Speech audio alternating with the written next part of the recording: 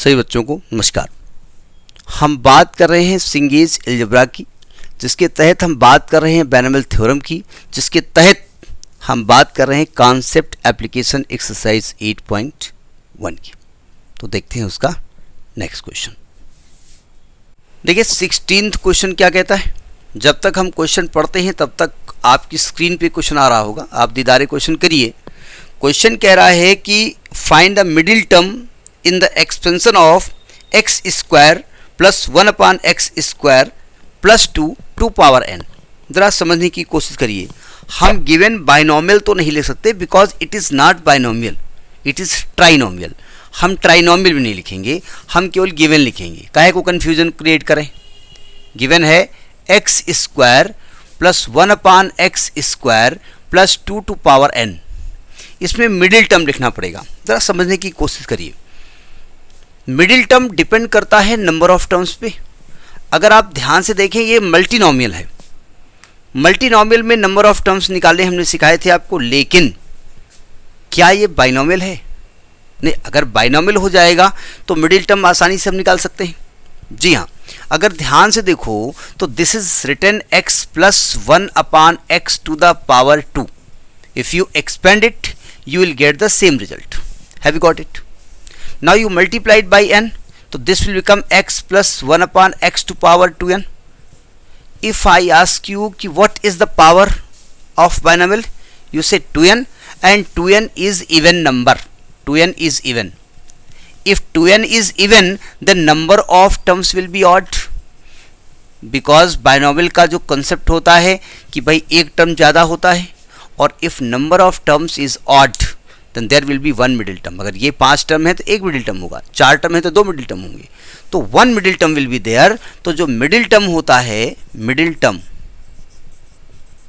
वो होगा आपका 2n/2 प्लस 1th टर्म, यानी कि n प्लस 1th टर्म। ये मिडिल टर्म आपका आएगा। बात समझ में आ गई।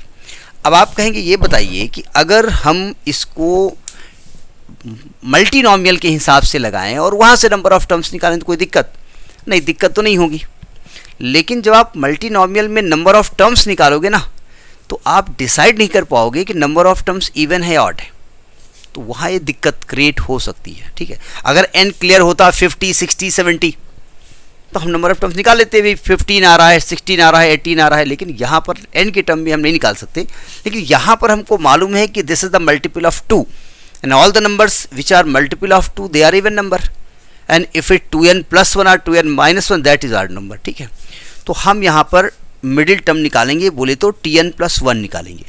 यानी हमारा फार्मूला यहाँ पर क्या लगेगा, tr plus 1 के हिसाब से चलेगा। तो अगर हम tr plus 1 निकालें तो फार्मूला क्या होगा, ncr। n यहाँ पर 2n है, 2n cr बोले तो n इंटू एक्स, x हो गया x की power 2n minus n into 1/x की पावर n।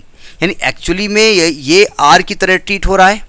तो हम जानते हैं x प्लस वाई की पावर n के एक्सपेंशन में जो tr प्लस 1 होता है दैट इज ncr x की power n minus r y to power r।